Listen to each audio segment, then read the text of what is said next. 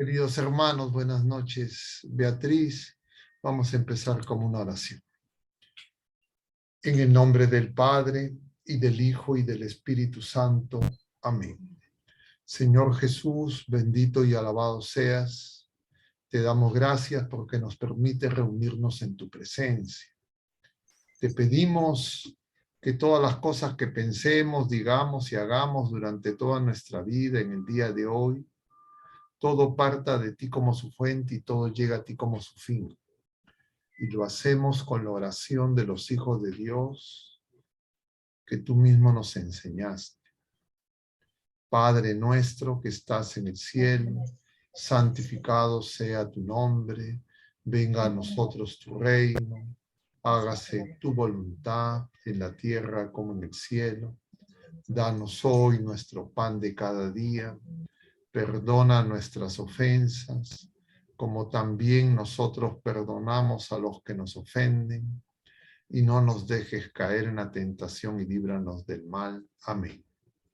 En el nombre del Padre, y del Hijo, y del Espíritu Santo. Amén. Muy bien, queridos hermanos, vamos hoy día a tocar el tema la misericordia divina. Y solo ya con ese tema, diríamos, se nos está diciendo que hay una misericordia que es divina y hay otra misericordia que no es verdadera misericordia, que no es divina. Entonces conviene que tratemos de clarificar qué es la misericordia divina. Y lo que diríamos es que la misericordia divina se ha manifestado, se manifiesta en Jesucristo, por excelencia en su Pascua, y en lo que de alguna manera la Iglesia ha querido entregarnos cuando el domingo, segundo domingo de la octava de Pascua, segundo domingo de Pascua, dentro de esos días, que es un solo día, que es el día en que resucitó el Señor, ya con el Papa San Juan Pablo, se instituyó desde el año 2000 el Día de la Divina Misericordia.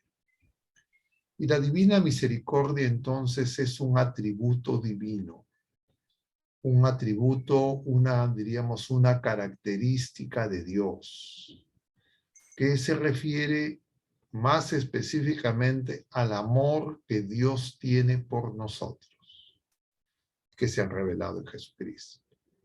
Y cuando uno descompone la palabra misericordia, tiene, como podemos rápidamente deducir, primero, miseria, ese es lo que corresponde a la criatura humana herida en su naturaleza por el pecado. De otro lado, el corazón, el corde, que se refiere al corazón de Jesucristo atravesado por la lanza del soldado. Y ese corazón se dirige hacia la miseria del ser humano herido por el pecado. Eso está significado en ese pasaje del capítulo del Evangelio según San Juan, del capítulo 19, donde se nos dice que a Jesús no se le rompieron las piernas cuando querían bajar rápidamente porque llegaba el sábado, que era la Pascua judía, sino que el centurión atraviesa el costado de Jesús, muerto en la cruz, con su lanza, y brota agua y sangre. Ese costado abierto de Jesús, que sigue abierto luego de su resurrección, es una fuente inmensa, infinita de misericordia, es decir, de amor por las criaturas humanas. Y eso tiene varias consecuencias.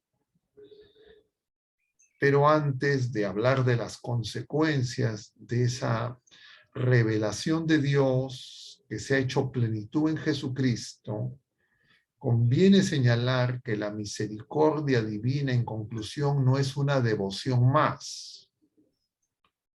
No es simplemente ciertas prácticas que nosotros podemos realizar en alguna época del año, en alguna novena, en alguna oración. Es algo mucho más profundo, sin negar que esa devoción también es un regalo de Dios.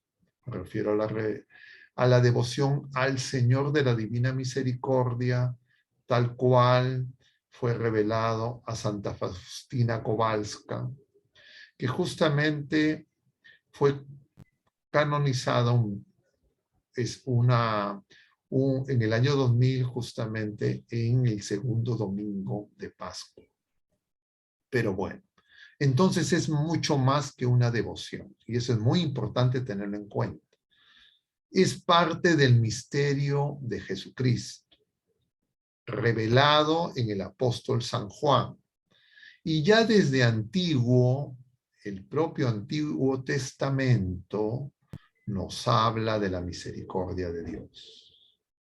Pero esa misericordia de Dios que ya estaba anunciada en el Antiguo Testamento se cumple de manera plena en Jesucristo y en su Pascua. La misericordia en el Antiguo Testamento se nombra con distintos términos hebreos y está presente en los Salmos, está en Isaías, está en Oseas. Muchos pasajes nos hablan de la misericordia de Dios. Y hay dos términos hebreos que nos ayudan a entender la profundidad de lo que es la misericordia de Dios. Porque la misericordia de Dios es más que compasión por nosotros. El amor de Dios manifestado en su Pascua, en su pasión, es más que compasión por nosotros. Es más que redención, es más que justificación, es más que expiación, es más que propiciación. El amor de Dios y la Pascua de Cristo es una nueva creación. Es todo hecho de nuevo, pero de una manera absolutamente, diríamos, sorprendente, admirable, que nosotros tenemos que contemplar. Y dentro de las múltiples dimensiones de esa nueva creación, la que resalta muy nítidamente es la misericordia de Dios. Y entonces hay dos términos que usa el Antiguo Testamento para referirse a la misericordia de Dios que nos ayudan a comprender esto que estamos mencionando. Y que la Iglesia a lo largo de los siglos ha meditado y que, claro, con la experiencia de las últimas décadas, eso ha quedado y es cada vez más claro, más luminoso.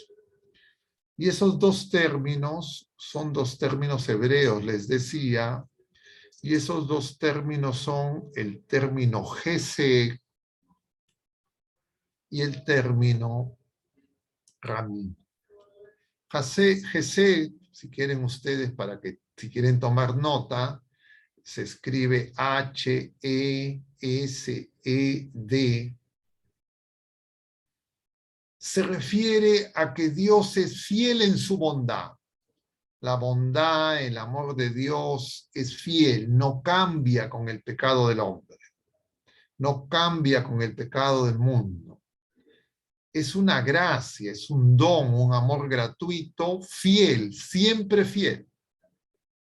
Y que los pecados humanos no hacen que esa fidelidad de Dios disminuya en lo más mínimo. el Señor sigue amando al pecador. No ama su pecado, pero sigue amando al pecador. Y entonces está presente en una serie de pasajes. Podríamos hacer una enumeración larga, pero creo que no es el caso. Entonces, Dios ama a los seres humanos y eso está revelado desde el Antiguo Testamento con un amor siempre fiel. No cambia. El segundo término es Ramín. R-R-A-E-H-M-I-M. Ramín. Y este otro segundo término alude a una característica de este amor fiel, que además es un amor desde las entrañas. Así tu madre te abandone, yo no te voy a... con entrañas de amor. Y esto alude no simplemente a una dimensión afectiva profundamente intensa que está contenida en Jesús, sino a un amor que procrea. En ese sentido, entrañas. A un amor que da vida. Nosotros diríamos más claramente a un amor que recrea, hace todas las cosas de nuevo. Entonces, en la Pascua de Cristo, del costado de Cristo atravesado por la lanza del costado, por la lanza, el costado de Cristo atravesado, se ha producido una nueva creación. No solo se nos han perdonado los pecados, no solo se ha pagado nuestra deuda, no solo se ha condonado, no solo el Señor es propicio a nosotros, sino que se ha producido una nueva creación.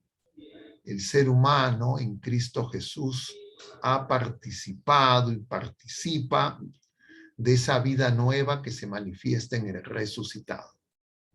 Veíamos la semana pasada que la vida del resucitado, que es el mismo crucificado, no es una vida que vuelve a la vida anterior.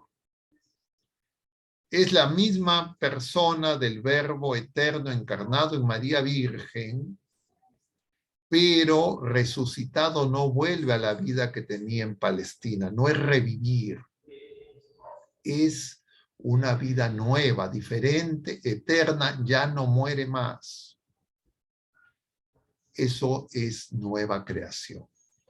Y entonces, si Dios es misericordioso, se nos revela esa misericordia, se ha manifestado en plenitud en Jesucristo, no solo para admirar y asombrarnos del amor de Dios por las criaturas humanas, sino darnos cuenta que Dios nos recrea y Él quiere que nosotros también seamos misericordiosos, que nosotros también tengamos una vida nueva, que nosotros participemos de la vida del resucitado, de esa nueva creación. Y eso el Señor ya lo ha hecho en todos los que hemos recibido los sacramentos que son fruto de su misericordia. Porque esa agua y esa sangre que brotan del costado abierto de Jesucristo son los sacramentos de su iglesia, que también brotan de la encarnación y de la familia en el designio providente de Dios, de la nueva familia, ya no con vínculo de sangre ni de carne, sino en el Espíritu Santo, de la familia nueva de los hijos de Dios, que se empieza a formar en María y en José, que acogen al Verbo eterno encarnado, y en la Pascua esa familia se extiende a todos los que le decimos sí, como ya lo mencionábamos la vez anterior, ese hagamos, ese exista del capítulo primero, capítulo segundo del Génesis, que veíamos en la vigilia pascual, en María se responde con el hágase. Jesús en Getsemaní también dice, hágase tu voluntad, no la mía. Aparta de mí este cáliz, pero no se haga mi voluntad, sino la tuya, le dice al Padre, y eso también se tiene que realizar en nosotros si nosotros respondemos con el mismo hágase.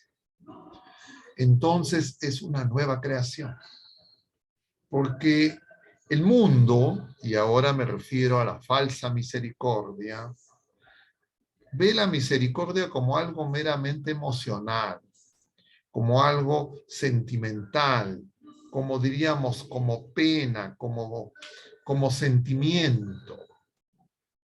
Y la misericordia de Dios es más que eso.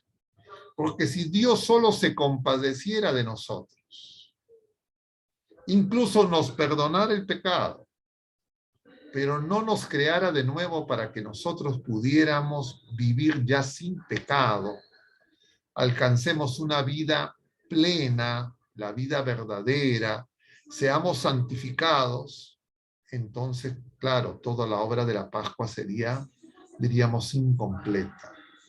No justificaría el exulta de los ángeles, el que exclamábamos gozosos en el pregón pascual, el de la secuencia y el que es causa de la alegría profunda que brota de la fe, la esperanza y la caridad que recibimos de Dios en el bautismo por mérito de Jesucristo y que nos produce la verdadera alegría. Porque sabemos definitivamente que somos nuevas criaturas, más allá de nuestra naturaleza herida por el pecado, que somos personas, imagen y semejanza de Dios, y si es que Dios es misericordia, nosotros también tenemos que ser misericordiosos. Y entonces, ese amor desbordante es el que nosotros necesitamos experimentar. Es más, el Señor nos lo dice en Mateo, dice, bienaventurados, felices los misericordiosos, porque alcanzarán misericordia.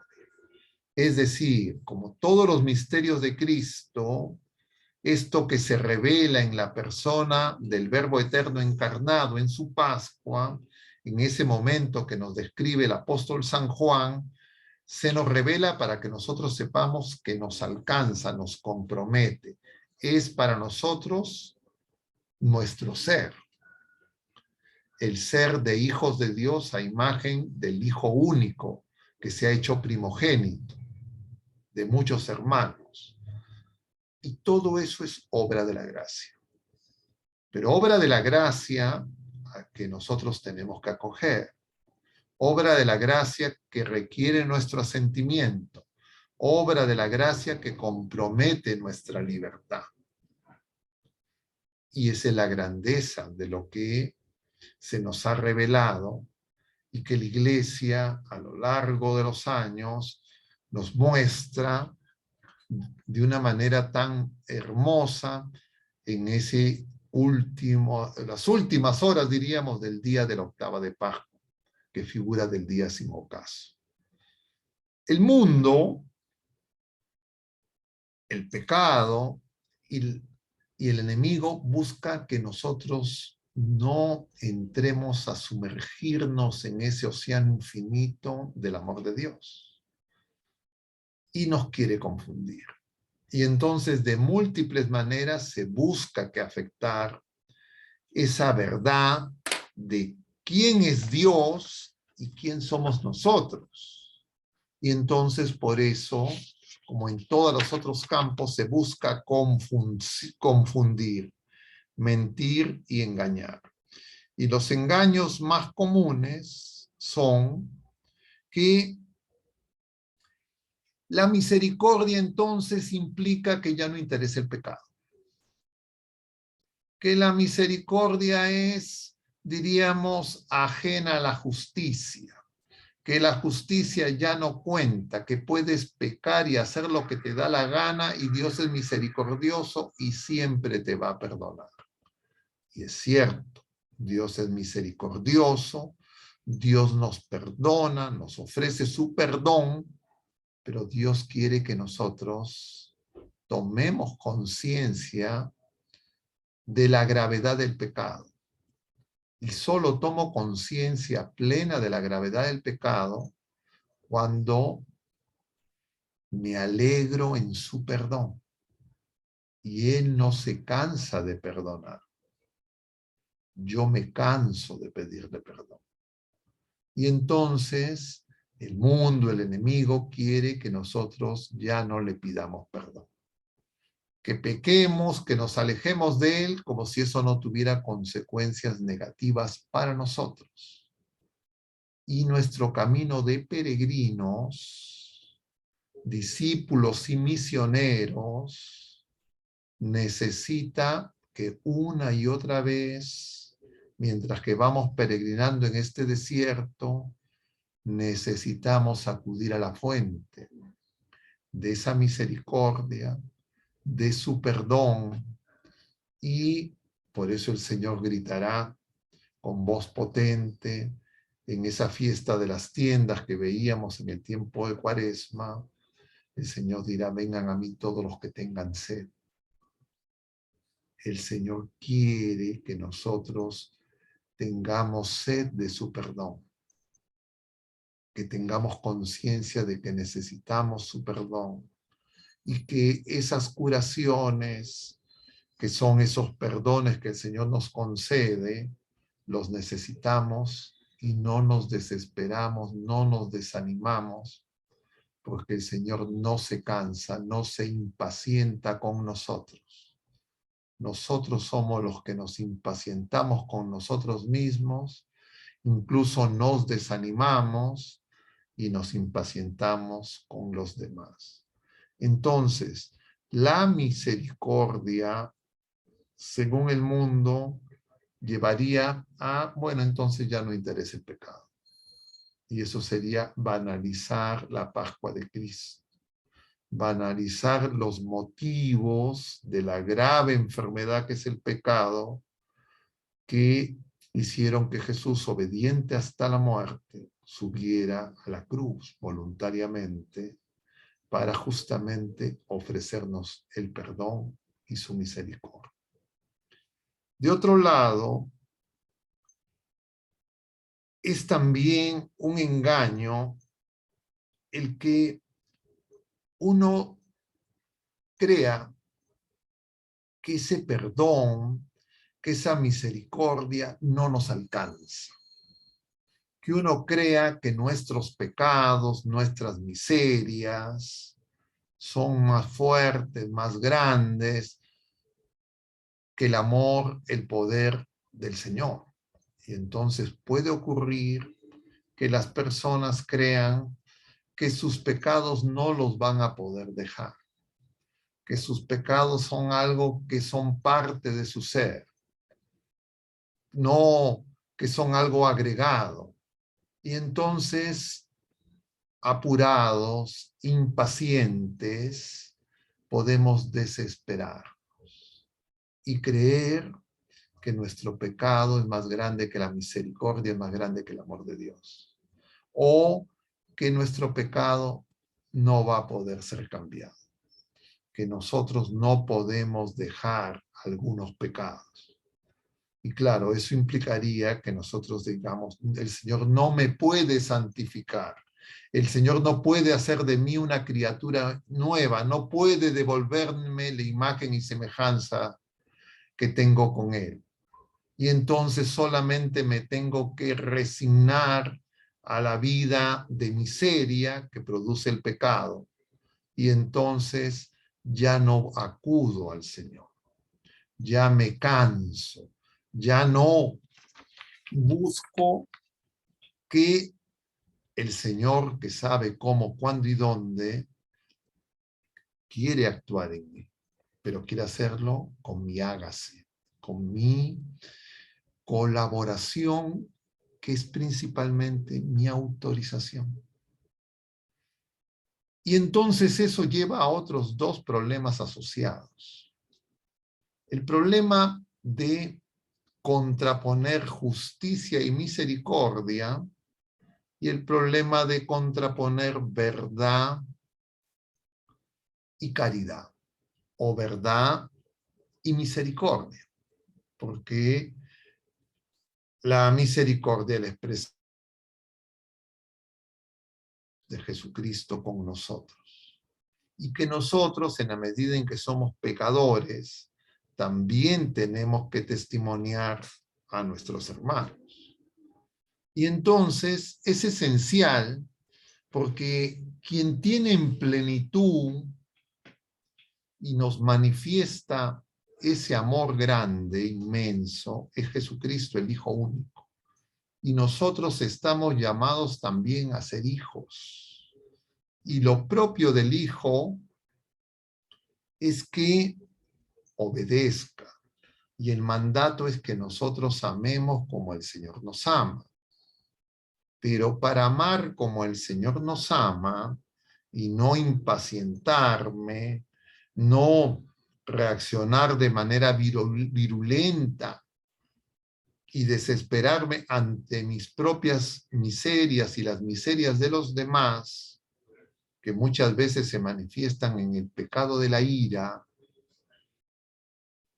que es consecuencia de la soberbia, raíz de todos los pecados. El Señor misericordioso, que nos da su amor, nos da su espíritu, nos explica la verdad completa, nos santifica con el Espíritu Santo, nos hace de nuevo, nos transforma, hace que nazcamos de nuevo, le dice el Señor a Nicodemo en lo que hemos estado viendo desde este lunes, en el capítulo 3 del Evangelio según San Juan. Nacer de nuevo. Nicodemo no lo puede entender porque no entiende la obra de la gracia. Y entonces muchas veces nosotros podemos creer que justicia y misericordia son cosas contrapuestas. Y el Señor es justo y el Señor es misericordioso. Y en consecuencia no pueden ser cosas diferentes. Pero justamente la misericordia de Dios nos hace justos. Sin la misericordia de Dios yo no puedo ser justo con Dios. Darle a Dios lo que le corresponde. No puedo ser justo conmigo mismo y ser fiel al Señor para responder con ese hágase y Él pueda realizar la obra de la santificación, que es la obra buena que Él quiere hacer en mí. No puedo ser justo con los demás. Igual que si es que yo no le creo al Señor, yo no soy fiel con el Señor, no puedo ser fiel conmigo mismo, no puedo ser fiel con nadie. Pero siendo Dios misericordioso y siendo justo, la misericordia precede a la justicia. No es que el Señor primero me pide justicia para luego ser misericordioso, sino Él es primero misericordioso y por su misericordia me hace justo. Me hace capaz de darle a Él lo que le corresponde y darle a todas las otras criaturas y a mí mismo lo que me corresponde, lo que me es debido, como hijos de Dios, como parte de la familia de los hijos de Dios. Y justamente por esa razón es que la ira es tan negativa. Porque la ira, pecado capital, hemos conversado en otras ocasiones sobre la ira, las personas, diríamos, se suscita en las personas el ataque de ira cuando las personas creen que no son justos con ellos. Cuando nosotros creemos que son injustos contra nosotros, que hay alguien que no nos está dando lo que nos corresponde, entonces nosotros creemos que tenemos, entre comillas, el derecho de tener el ataque de ira. Y la ira daña nuestra prudencia y justamente pensamos, decimos, hacemos cosas que ofenden a otras personas y nos apartan de Dios. Y entonces la ira es contraria a la misericordia y es contraria a la justicia de Dios. Pero además, la ira, para ser enfrentada, hija de la soberbia, necesita de una virtud que es la mansedumbre. Y Jesucristo, que es el Hijo único, Él se pone como ejemplo, y solo se pone como ejemplo para decirnos que tenemos que ser mansos y humildes de corazón como Él. El Señor se podría haber puesto como ejemplo de todas las virtudes, porque es Dios, 3 veces santo, pero solo nos dice, sean mansos y humildes de corazón, como yo soy manso y humilde.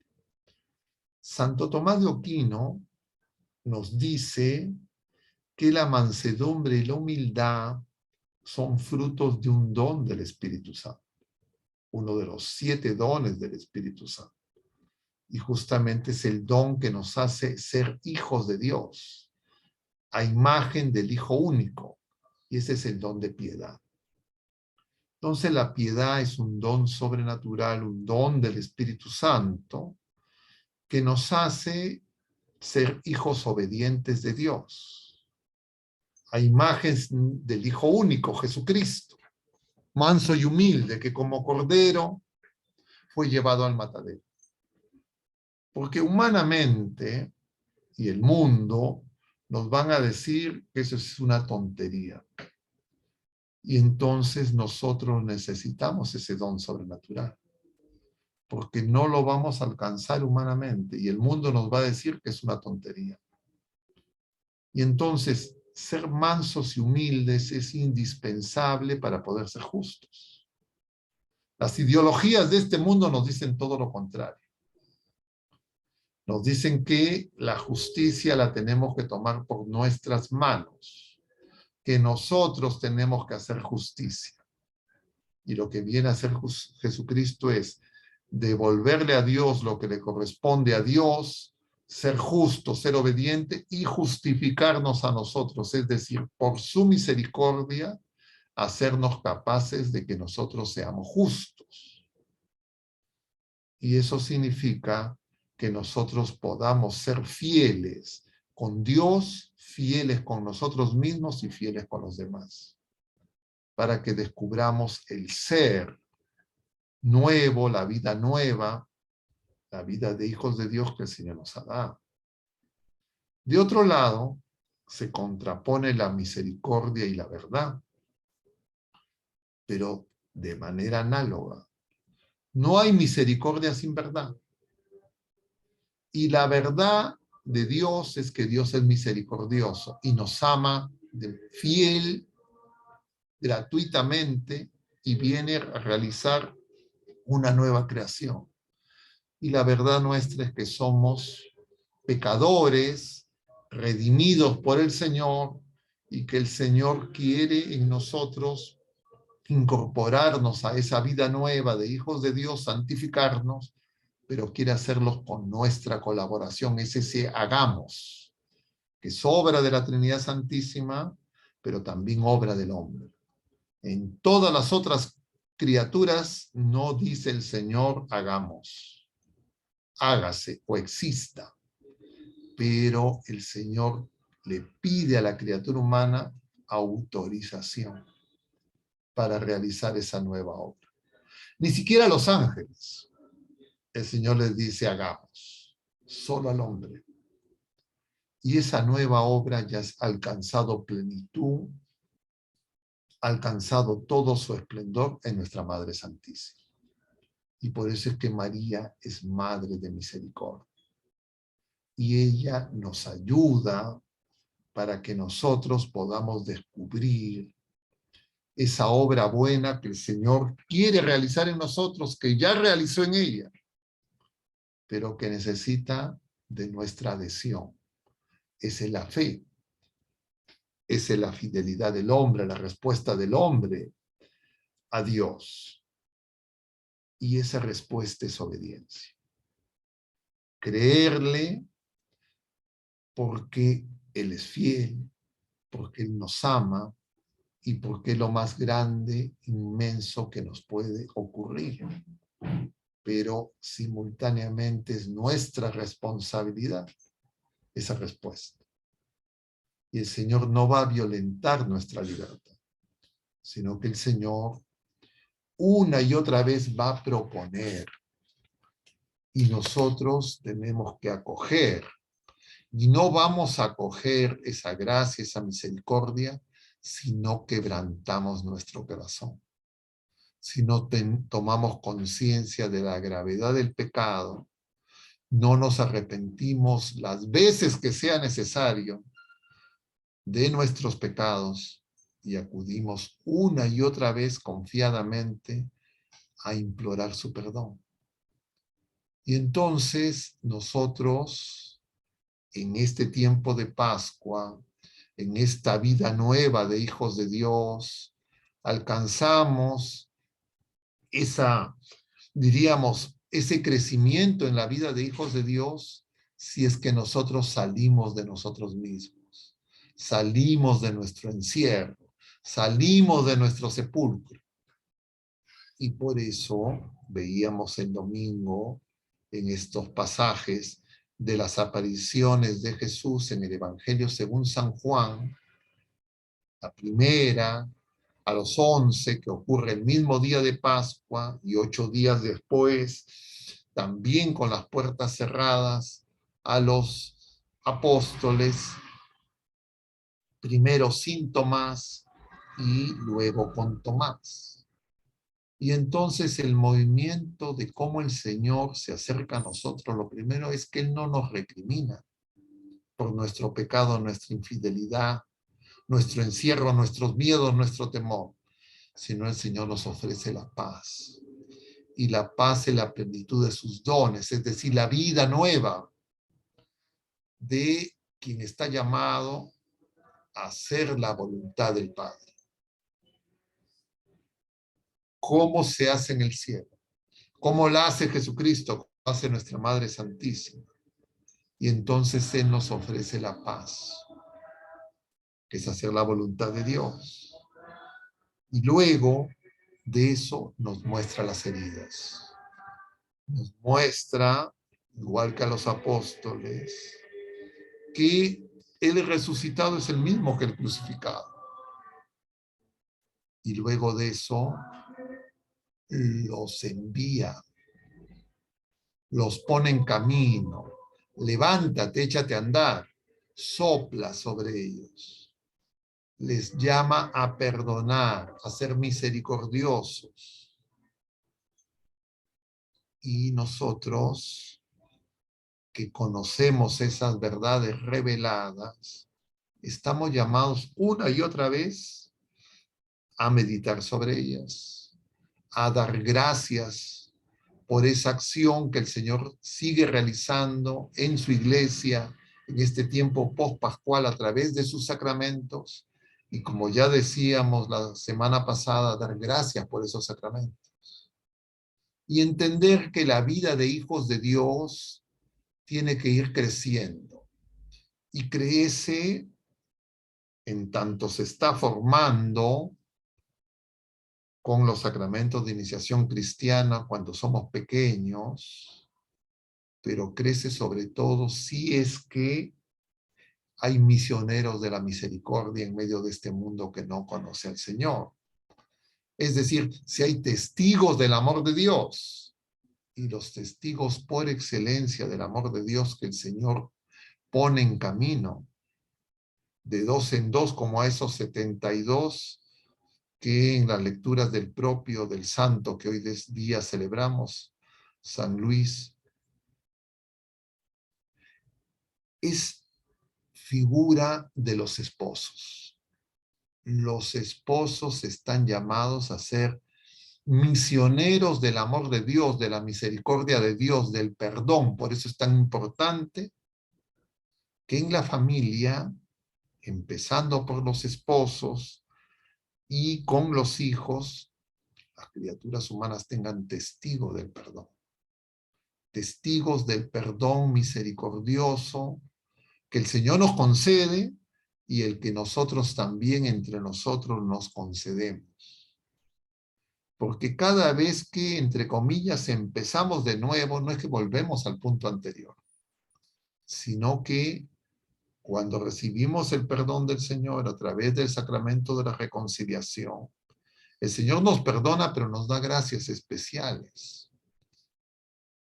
peculiares al sacramento de la reconciliación, para que nosotros justamente crezcamos en ese amor, crezcamos en nuestro corazón para que sea capaz de acoger la misericordia infinita que el Señor nos derrama. Y entonces yo no me confieso para cumplir un trámite, un requisito que necesito para recibir la Eucaristía, sino yo me confieso porque sé que si es que no me arrepiento de los pecados, no tengo conciencia plena del pecado, ni tengo conciencia plena de la misericordia de Dios, y en consecuencia no voy a conocer mi ser, que es ser misericordioso igual que Dios es misericordioso. Es decir, dejo que el Señor me saque del sepulcro, que me levante como al hijo de la viuda de Naín, o como a la hija de Jairo, o como a Lázaro. Y entonces,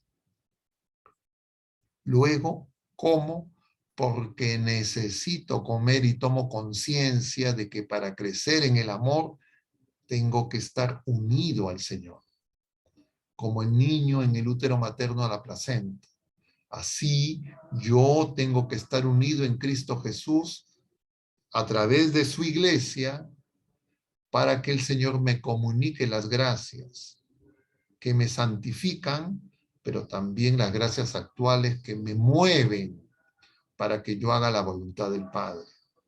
Y eso tiene que cumplirse en la celebración del sacramento del matrimonio, que no termina cuando termina la boda, sino que se tiene que realizar todos los días del año, todas las horas, porque los esposos son ministros del Señor. Actúan en el nombre del Señor resucitado, son enviados de dos en dos para que manifiesten su amor, su misericordia. Pero cuando los esposos no entienden eso, creen que la alianza matrimonial es simplemente un asunto de bienes pasajeros, de necesidades temporales, y no entienden que somos peregrinos a la casa del Padre y testigos del amor de Dios, llamados a fructificar, entonces el mundo no tiene esos testimonios.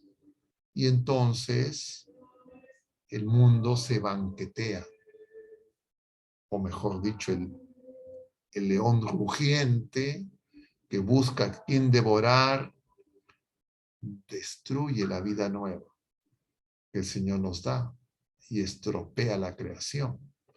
Y de igual manera que los esposos, los clérigos vigilando la meta de la patria celestial, y los esposos cuidando el uso prudente de los bienes temporales sin descuidar los eternos. Y por eso es que la Sagrada Familia de Nazaret, que acoge la vida nueva del Verbo eterno, es imagen de la figura de la iglesia, de la familia y de la nueva creación. Y entonces, queridos hermanos, ese nuevo nacimiento es esa vida nueva, y esa vida nueva brota del corazón misericordioso de Jesús, atravesado por la lanza del soldado. Muchas de estas cosas son conocidas, yo no pretendo decirles cosas nuevas, sino lo que la iglesia nos enseña, pero que nosotros necesitamos meditar. Necesitamos ver en sus dimensiones prácticas, en lo cotidiano y en lo concreto de cada día. Porque el tiempo pascual es para tomar conciencia de esa nueva vida de hijos de Dios, de crecer en esa vida de hijos de Dios, de nacer de nuevo y de ponernos en caminos para ser testigos del Evangelio. ¿Y cómo somos testigos del Evangelio si nosotros en nuestra vida somos Evangelio? Es decir, somos portadores de la buena noticia. Porque nosotros, cada uno de nosotros somos una buena noticia. Porque somos fruto de la obra que el Señor está realizando en nosotros. Todavía inconclusa.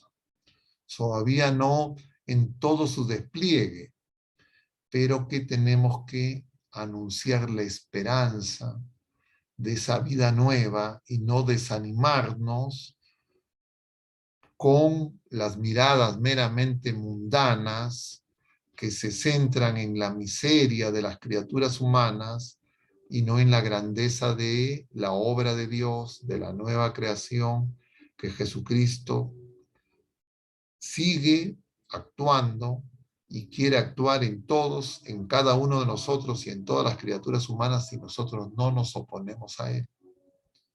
Pero muchos no conocen eso.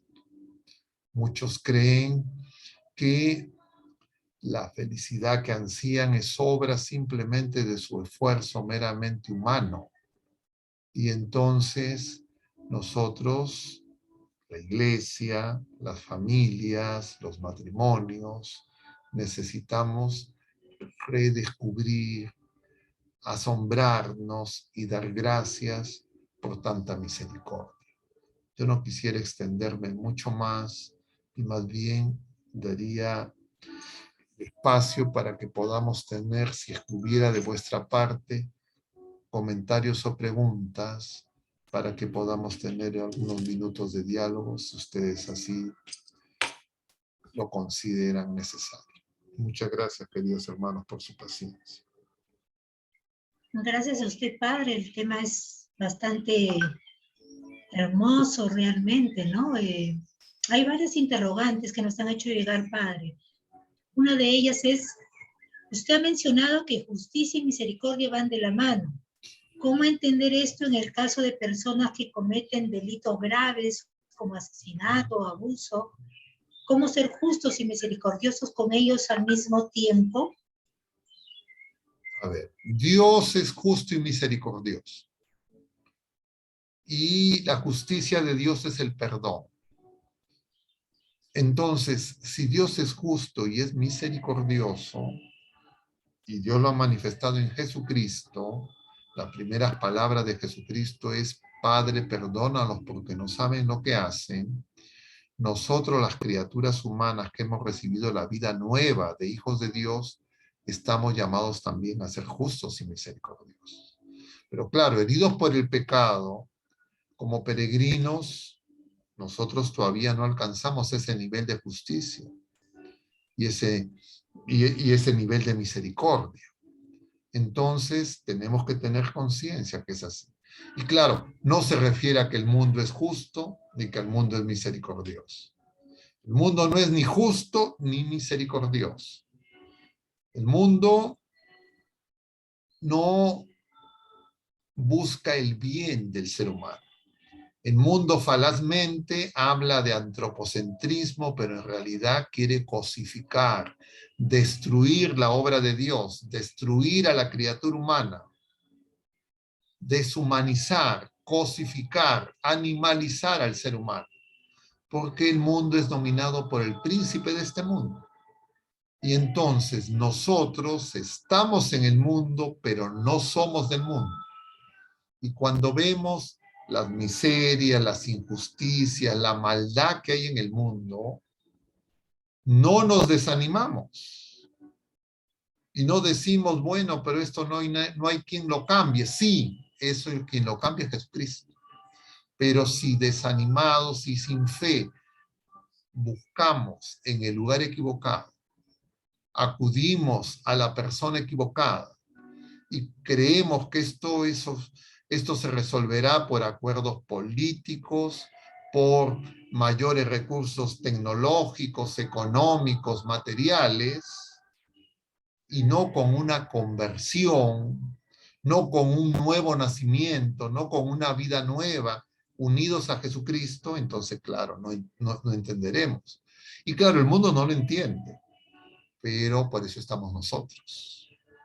Por eso es que el Señor nos envía a nosotros, a ese mundo, como ovejas en medio de lobos, pero no vamos solos, porque Él es el buen pastor y Él nos dice una y otra vez, no tengan miedo, yo ya he vencido al mundo, pero para eso necesitamos fe. Pero cuando vemos las realidades cotidianas en nuestro país y en el mundo entero y vemos el mal arrogante, prepotente, orgulloso, que niega a Dios y nosotros nos queremos mundanizar y acomodar ese mundo, estamos rechazando al Señor. Entonces, efectivamente, muchos de nuestros hermanos no conocen al Señor, no conocen la vida de la resurrección. El mundo por eso no acepta la resurrección. El mundo puede aceptar que las personas vuelvan a la vida anterior. El mundo puede aceptar que la gente diga, bueno, ha resucitado porque está en mi memoria, porque yo lo recuerdo. Pero aceptar que Jesucristo ha hecho una nueva creación, que nosotros somos partícipes de esa nueva vida y en consecuencia no hay nada en este mundo que nos pueda derrotar, eso les resulta inaceptable. Y por eso es que nosotros somos portadores y tenemos que ser testigos de esa vida nueva. Pero no lo podemos hacer si no lo experimentamos. Si no lo vamos a experimentar, si no acudimos a la fuente de esa vida, que es Cristo mismo, en sus sacramentos, en su iglesia. Que el mundo no sea justo no es novedad. Que el mundo sea codicioso, mentiroso, lleno de engaño, de lujuria y de todos los pecados, no es novedad. Pero Jesucristo ya venció. Y entonces, claro, nos podemos sentir pequeños, efectivamente somos pequeños. Podemos sentir que no tenemos los recursos temporales, materiales, que no tenemos la tecnología y el control político y el poder económico, etc. Todo eso es cierto. Y parece un Goliat invencible el mundo, pero nosotros estamos con Cristo. Y Cristo ya venció. Esa es nuestra fortaleza. Esa es la causa de nuestra alegría. Esa es nuestra fe. Esa es nuestra esperanza. Ese ser verdaderamente católico, verdaderamente cristiano, verdaderamente hijo de Dios. Pero si mi fe es una fe que busca simplemente acomodarse a lo temporal, a lo pasajero, que no haya problemas, que como yo digo, no me piquen ni los mosquitos, en realidad no tengo fe en el resucitado. Entonces necesito conversión. Necesito decirle al Señor que me aumente la fe. No me desanimo. Empiezo de nuevo. Muchas veces las familias enfrentan esas contradicciones, porque nosotros tenemos que darnos cuenta que estamos contaminados y envenenados por las ideologías de este mundo, que intentan dañar nuestra fe, y efectivamente nuestra fe, nuestra esperanza y nuestra caridad está dañada por todas esas ideologías, y por eso es que necesitamos purificación. Yo les decía estos días en la misa diaria en la parroquia, que el tiempo de Cuaresma y el tiempo de Pascua, ambos son tiempos de conversión, pero las notas de la conversión en Cuaresma y las notas de la conversión en Pascua son diferentes. La Cuaresma es una conversión para dejar atrás el pecado. En la Pascua es una conversión para crecer en la vida nueva de hijos de Dios, para empezar de nuevo. Y eso lo conseguimos cuando salimos de nuestro encierro en nosotros mismos. Y entonces crecemos en la fe y en la esperanza cuando nos levantamos, nos ponemos en pie, nos somos postrados a la puerta del templo como ese mendigo que desde tullido de nacimiento y que Juan y Pedro le dicen levántate. Y que de alguna manera es figura de ese otro paralítico que tenía 38 años en la piscina de Bethesda. Nosotros somos esas criaturas humanas. Entonces, nosotros tenemos que ser misioneros y discípulos, discípulos y misioneros. Es decir, nosotros somos enviados, porque Jesucristo es el camino y yo soy puesto en camino. Y cada día tengo que avanzar en ese camino. ¿Cómo avanzo en ese camino? Creciendo en el amor, creciendo en el perdón, creciendo en mi confianza en el Dios fiel. Por eso es que tanto en la imagen del corazón de Jesús, que Santa Margarita contempló, como en la imagen del Señor de la Misericordia, que contempló Santa Faustina, le dicen, Señor, en ti confío. Es decir, tengo fe, Señor, yo creo que tú puedes, tú eres todopoderoso. Es una prueba para nuestra fe.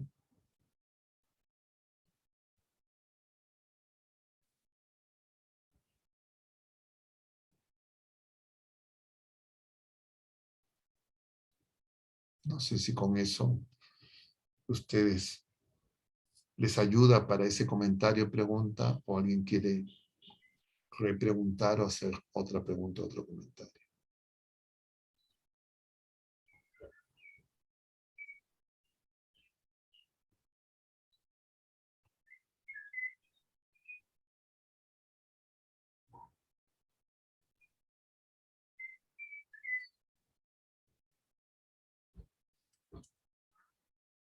No sé si se ha congelado, estamos comunicados. Isabel. O sea,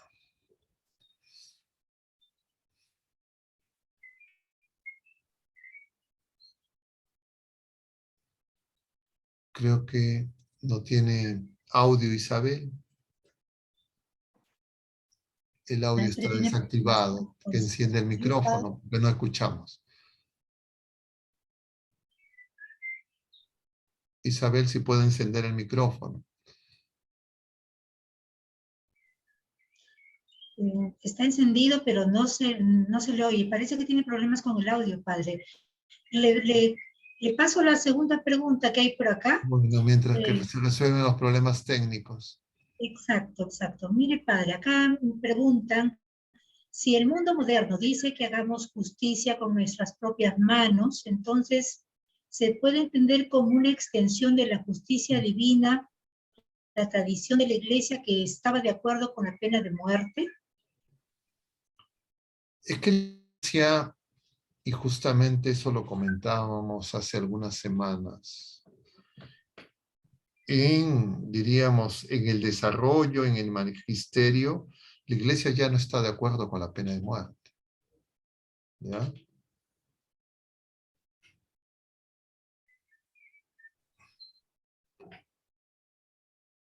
Porque la pena de muerte implica que las personas no pueden cambiar. Y entonces, la pena de muerte se sustentaba en el hecho de que habían personas que podían ser un peligro para la sociedad. Y entonces la manera de eliminar ese peligro por conductas, distintas, diríamos, delitos de esas personas era eliminar a la persona. Entonces la Iglesia lo que nos enseña es que hay otras formas de proteger a la sociedad sin eliminar a la persona. Y no quitarle a esa persona la oportunidad de conversión. Quitarle a esa persona la oportunidad de participar en la redención. Quitarle a esa persona la oportunidad de participar en la vida nueva de hijos de Dios. Entonces la Iglesia acepta no la pena de muerte, sino acepta la legítima defensa. Perdónenme un momento. Perdón. Acepta la legítima defensa, pero proporcional.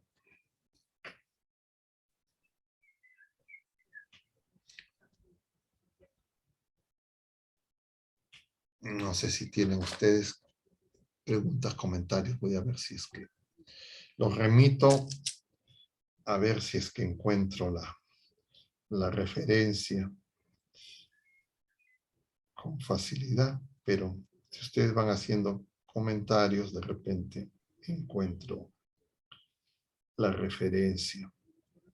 Sí, padre, acá hay otra pregunta, por favor. A ver. Dice, usted hablaba de una falsa misericordia. ¿Cómo podemos identificar la misericordia auténtica de la falsa? Es que la falsa misericordia quiere banalizar el pecado, quiere ser algo meramente emocional, afectivo, meramente sentimental, meramente tengo pena. ¿Ya? Entonces el Señor no solo se compadece de nosotros, sino el Señor nos hace de nuevo. ¿Qué hago yo compadeciéndome de alguien si no lo puedo cambiar? Si sigue postrado en su pecado, en su miseria. El Señor no hace eso, sino que el Señor lo que hace es, nos ofrece el perdón y nos hace capaces de vencer el pecado, de participar de la vida divina, de ser santos y perfectos como el Padre Celestial es santo y perfecto. Y esa es obra de Dios, no es obra nuestra. Entonces, claro, eso ya no tiene que ver con la visión, diríamos, meramente mundana, ¿no es cierto?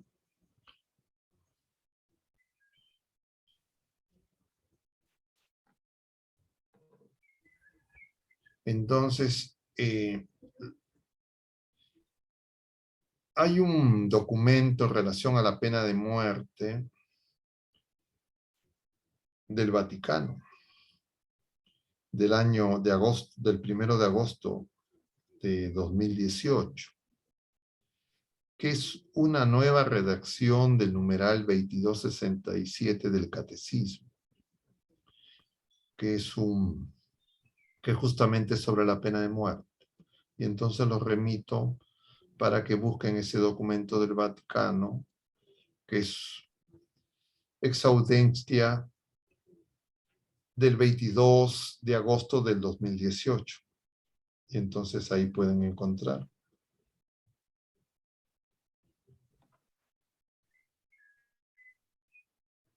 Y justamente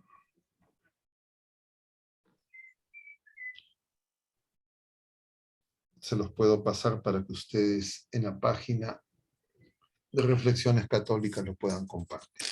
Ok, padre. Acá hay otra pregunta. A ver si ustedes lo quieren, de repente alguien lo puede publicar mientras que estamos, para que lo puedan buscar. Lo voy a pasar al WhatsApp de Reflexiones Católicas y de repente alguno de los administradores lo puede pasar. Lo puede compartir en pantalla. Pero bueno, a ver si tienen otra pregunta. Sí, padre, perfecto. Mira, dice acá, ¿qué puede hacer un matrimonio en donde solo un cónyuge se ha convertido por la gracia de Dios, pero el otro no solo está alejado de la iglesia, sino que le molesta que su cónyuge se haya acercado a la iglesia? ¿Es posible que solo uno sea testigo de la misericordia sin que vayan de dos en dos, como dice la Biblia? Es que justamente nosotros tenemos que darnos cuenta que en estos últimos 500 años hay un ataque despiadado contra el sacramento del matrimonio. Y entonces nosotros tenemos que darnos cuenta que como iglesia tenemos que reevangelizar para que el sacramento del matrimonio alcance toda la plenitud que el Señor quiere. Y para eso somos enviados. Entonces, al presente, efectivamente, los matrimonios están en su gran mayoría destrozados. O porque, como dicen, uno de los esposos es el único que tiene fe y el otro ya se ha vuelto ateo, agnóstico, por distintas razones. Entonces, lo que tenemos que saber es que el Señor quiere reparar esa realidad, que no hay nada imposible para Dios. Y entonces, ayuno y oración para que esos matrimonios sean renovados, transformados.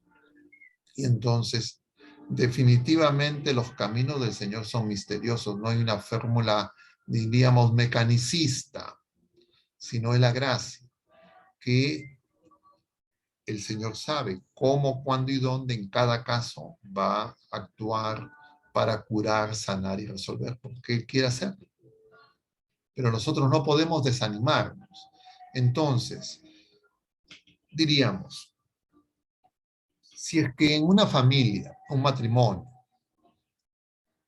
han dejado de hacer oración como esposos y uno solo tiene una fe frágil o una fe que busca crecer y acercarse al Señor, tiene que darse cuenta que el Señor quiere en primer lugar que esa conversión haga que se dé cuenta que no puede abandonar a su esposo.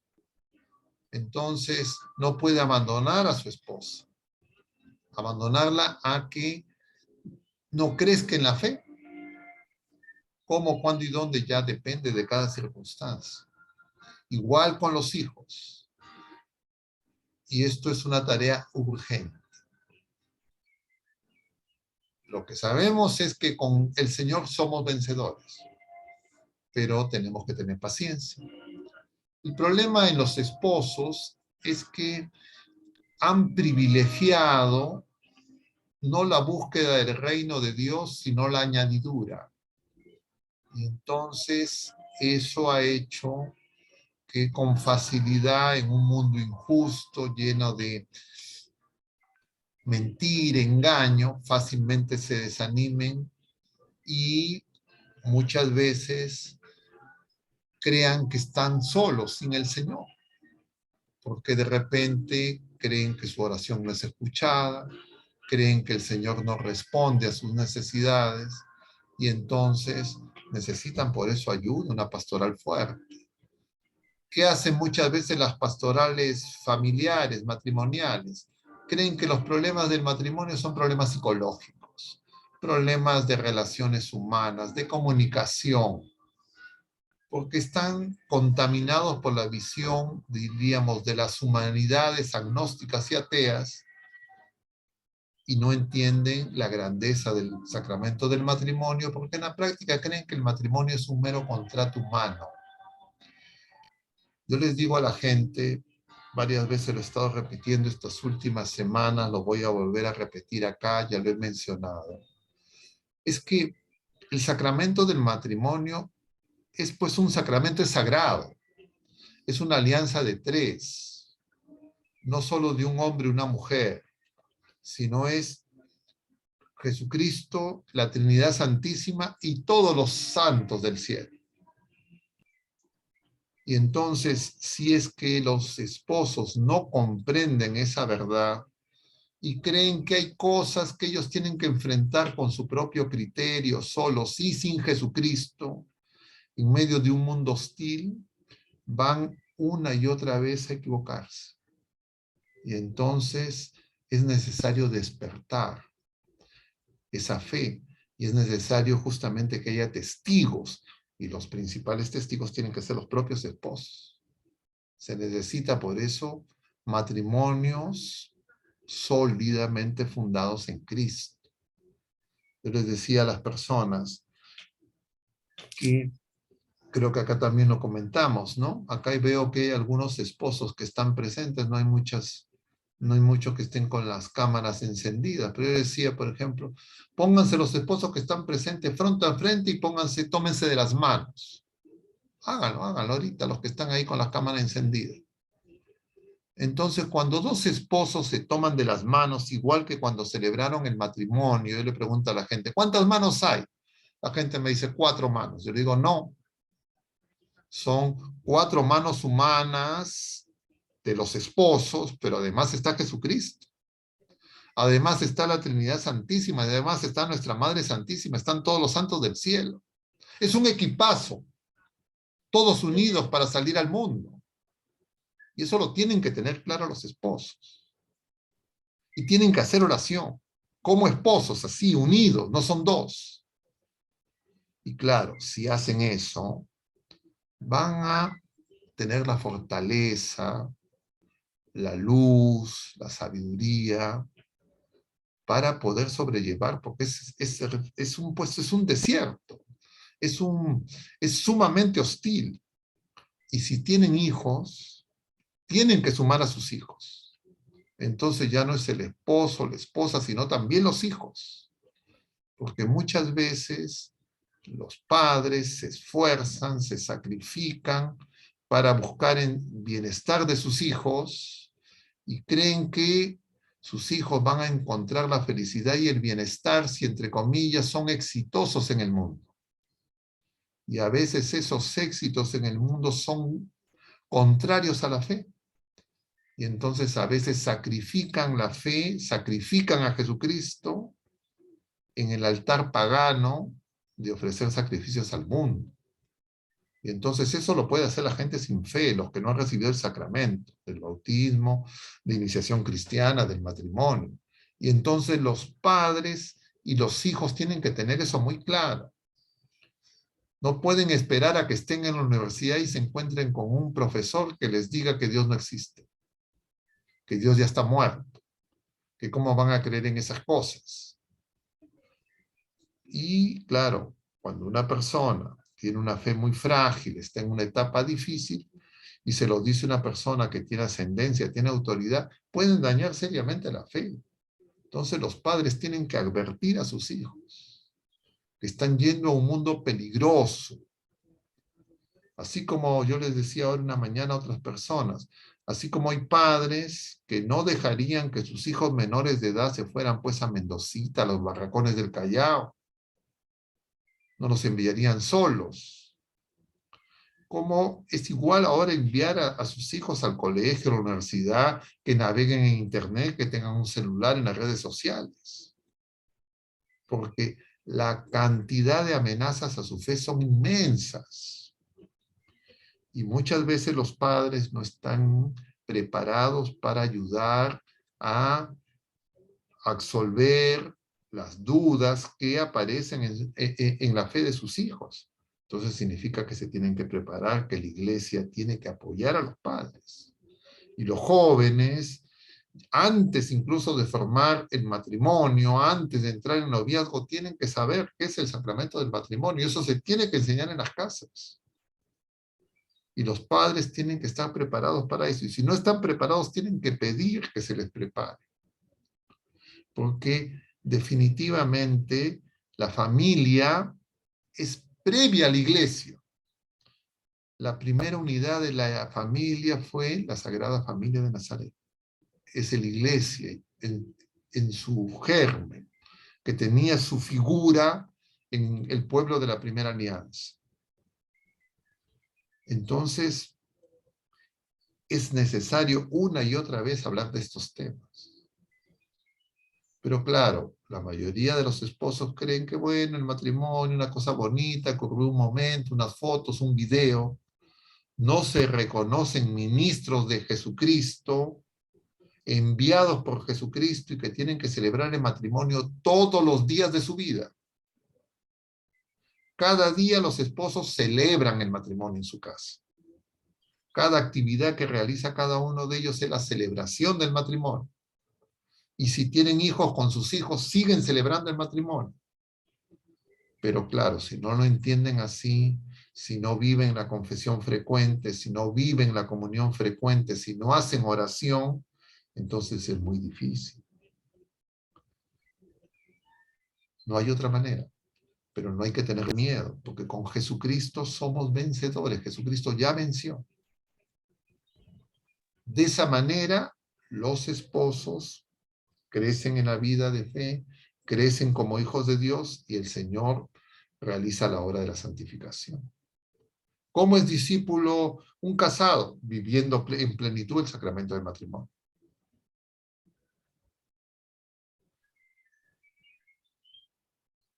Bien, padre, abusando de su paciencia. Una pregunta más acá dice, ¿puede ayudarnos a alcanzar la misericordia de Dios, el rezo de la coronilla de la divina misericordia?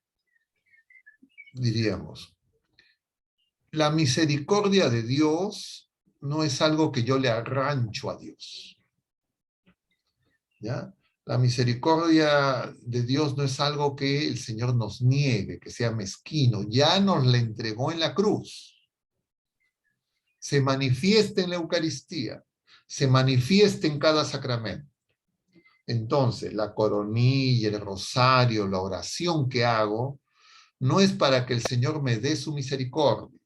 sino para que yo descubra lo que el Señor ya me ha dado y que yo no conozco.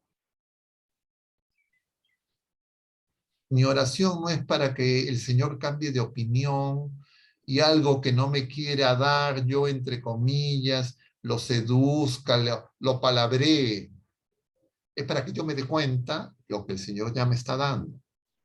Entonces, yo puedo rezar todas las coronillas, todas las novenas, pero si yo no entiendo que tengo que vivir mi fe, que esa fe la recibí como don en el bautismo, que esa fe es viva si es una fe con esperanza firme, que practica la caridad, y entonces puedo tener una visión voluntarista de mis devociones y creer que mis devociones son las que producen la acción de Dios, que mis devociones son las que despiertan el amor de Dios.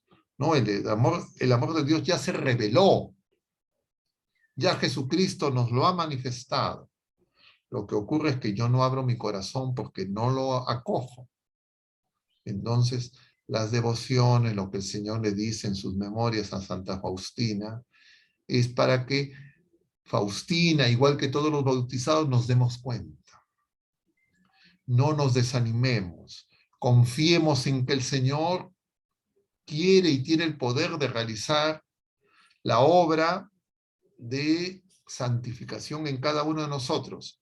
Pero hay un requisito para eso, que yo le tengo que decir, hágase.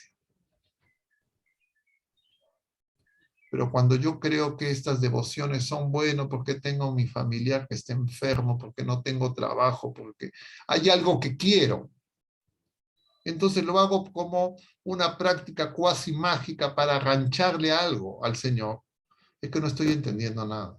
Por eso les decía, es más que una devoción, lo que no implica que las devociones rectamente practicadas ayudan para que nosotros podamos darnos cuenta. Se dan cuenta que no es lo mismo, o yo no sé si es que yo insisto a veces bastante en este tema, porque veo que ahí hay mucha confusión, pero yo no sé, pues de repente el confundido soy yo.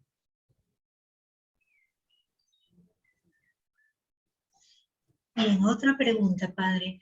¿Por qué los cristianos creemos en la misericordia de Dios y lo aplicamos con mucha facilidad? Por ejemplo, cuando fallece un ser querido, dicen que van directo al cielo por la misericordia de Dios. Pero justamente pues esa es la falsa misericordia. La falsa misericordia es presuntuosa. La falsa misericordia es creer que nosotros no necesitamos responderle al Señor con un sí. Que da lo mismo que peque o no peque. Eso es mucha influencia protestante. Porque la visión protestante de la justificación que promovió Lutero y promueven todos sus seguidores es esa. Lutero tiene la idea de que nuestro pecado no interesa, porque el Señor lo que hace es esconde mi pecado. Como que pone mis pecados debajo de la alfombra. Esa no es la idea de redención y de justificación que nos dice la Escritura, que ha revelado Jesucristo, sino que el Señor no nos da una limpiadita, no esconde nuestro pecado. El Señor lo que hace es nos da una vida nueva, pero esa vida nueva solo va a crecer si es que nosotros le decimos al Señor, hágase. Esa nueva creación necesita nuestra aceptación. Yo no sé si estas personas que preguntan han entrado tarde a la charla y no han escuchado lo que hemos estado comentando. Yo pensaba que había hablado de esto bastantes minutos, pero comprendo que de repente puedo haber estado creyendo que estaba diciendo las cosas claramente y no ha sido claro. Entonces voy a repetir ante esa, diríamos, ante esa limitación de mi parte. Miren, queridos hermanos, Dios es misericordioso. No porque yo piense que es misericordioso, no porque yo desee que Él sea misericordioso, no porque mi oración hace que yo le arranque al Señor su misericordia. Dios es misericordioso porque así nos lo ha manifestado en la pasión, en la Pascua de Jesucristo, como lo hemos visto en este tiempo de la Semana Santa y en especial en el Triduo Pascual. Y está recogido en todos los evangelios, en todo el Nuevo Testamento y anunciado desde el Antiguo Testamento. Es una característica, un atributo de Dios ser misericordioso. Y la misericordia de Dios se manifiesta en que Él asume nuestras culpas, Él siendo inocente, para perdonarnos, para reconciliarnos con el Padre, pero además para hacernos hijos de Dios y para darnos una nueva vida, un nuevo ser, un cambio ontológico, un nuevo corazón, para que participemos de la vida verdadera, que es la vida manifestada en Jesucristo resucitado. Eso se nos comunica a través de los sacramentos. Entonces yo tengo que desear, conociendo que esto es lo que el Señor quiere hacer, y recibiendo en los sacramentos, yo tengo que desear crecer en esa vida, porque no hay nada mejor que le pueda pasar a ninguna criatura humana. Entonces, si es que nuestros seres queridos, familiares y amigos no han vivido como hijos de Dios, no han querido escuchar al Señor, han rechazado la revelación conociéndolo, no han querido recibir los sacramentos conociéndolos y han preferido rebelarse contra Dios y han muerto, lo único que nos queda es apelar a la misericordia de Dios, pero nosotros no sabemos qué va a pasar con esas personas. Entonces, el Señor no quiere que nosotros vivamos en esa incertidumbre. El Señor quiere que nosotros crezcamos como hijos de Dios. Entonces, la oración por los difuntos, no hay que hacerla entonces. Nosotros, la iglesia, no se pronuncia sobre quién está en el infierno. La iglesia no nos dice quién está en el infierno, quién está en el purgatorio. La iglesia solo nos dice en muy pocas personas de la multitud de seres humanos que hay algunos que la iglesia dice están en el cielo, porque su vida, sus virtudes, su testimonio del amor de Dios, porque su fe edifican a otras criaturas humanas para que se acerquen al Señor. Entonces son los santos canonizados. De todos los otros que mueren, que acaban la vida presente, nosotros no sabemos con certeza si están en el cielo, están en el infierno o están en el purgatorio. Lo que nosotros sabemos es que por todas las personas, vivos y difuntos, tenemos que hacer oración. Y la existencia del purgatorio es muestra de la misericordia de Dios, porque significa que incluso muertos, el Señor sigue purificando. Pero es realidad y el Señor también nos dice que hay personas que rechazan toda esa misericordia. ¿Quiénes son esos? Nosotros no sabemos exactamente. La iglesia no dice, este está en el infierno. Entonces, cuando una familia, alguno de los familiares, que no haya tenido pues una vida heroica, ejemplar de hijos de Dios, dice, ay, no se ha ido al cielo, es un angelito, yo diría, no es tan conveniente, porque eso puede generar en esas personas una presunción y yo diría una irresponsabilidad en el sentido de no orar por esas personas. Entonces, es mejor, creo, más prudente decir, oye, mi familiar ha partido. Tal vez yo no conozco lo que hay en su corazón. Yo no sé si es que tenía, qué pecados puede haber tenido, porque yo no he sido su confesor ni su director espiritual. Entonces yo voy a orar por mi familiar difunto. Voy a ofrecer indulgencias, voy a poner a disposición de ese familiar, de ese amigo, todo lo que el Señor a través de la iglesia nos ofrece. Y entonces eso es lo que la iglesia nos recomienda. Pero si yo digo, ah, no, mira, ya se fue al cielo, ya está descansando, ya está con el Señor, yo lo más probable es que me desentienda, lo más probable es que crea que no necesita hacer oración y como el mundo me absorbe, el mundo es como el mar, yo le decía ayer a unas personas. Ustedes si tienen experiencia de haber ido al mar, yo veo acá alguno, mi hermano, marino, cuando uno está en el mar sabe que en el mar hay corrientes, ¿no? Que te jalan, ¿no?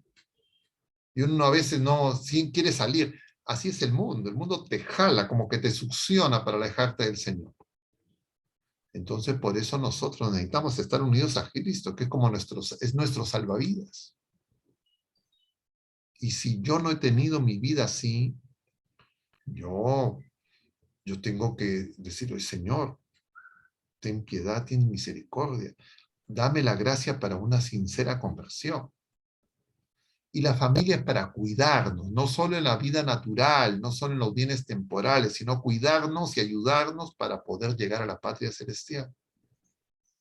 Y por eso es que la familia tiene que ser una comunidad de oración. Pero cuando la gente empieza a presumir, no, ya se murió, ya es un angelito, ya está en el cielo, entonces uno puede dejar de hacer oración. Yo veo a veces algunos velorios que parecen más risotadas, carcajadas, empiezan a cantar, parecen una jarana. Yo diría, nosotros, las personas de fe, tendríamos que hacer oración permanentemente, en la salud y en la enfermedad, en la prosperidad y en la adversidad, por todos. Eso es ser misericordioso. Porque yo soy misericordioso porque digo, ¿sabes qué? Yo, mis familiares, mis amigos son pecadores, porque yo no soy nadie para canonizar a nadie en vida. Entonces yo puedo decir si es buena gente, es buen ciudadano, es amable, etcétera, pero si es santo, no, yo no sé, solo el Señor. Por eso San Pablo va a decir, ni siquiera yo me juzgo. ¿Quién me van a juzgar los demás? El único juez es el Señor. Entonces nosotros necesitamos cuidarnos unos a otros. No sé si con eso les ayuda.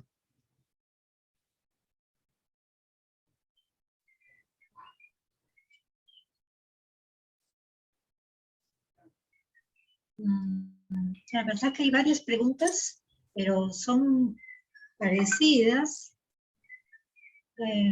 Acá hay una que dice, entre las promesas a la veneración de la imagen de la Divina Misericordia se dice que quien la venere no perecerá. Lamentablemente esto a veces se toma como una superstición. ¿Cómo saber si la devoción que tenemos la estamos haciendo correctamente? La única manera es vivir como hijos de Dios, la vida en Cristo, la vida en el Espíritu Santo, y dar fruto. Pero eso lo sabe solo el Señor. Entonces yo no puedo presumir y decir, no, es que yo soy bien devoto, yo venero. ¿Cómo yo sé si mi devoción es recta? No significa que no hago la coronilla, no hago, y además la iglesia respalda las revelaciones particulares a Santa Faustina, pero claro, no son revelaciones particulares.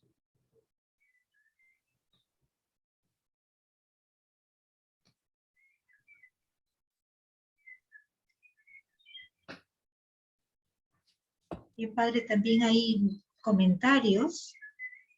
Hay un comentario que dice, súper excelente el tema, soy bendecida por haber podido escuchar al padre Pablo Augusto Meloni, Dios le bendiga. Bien, padre, por favor, si parece que ya con eso finalizamos, si pudiera por favor hacer la oración final y darnos la bendición.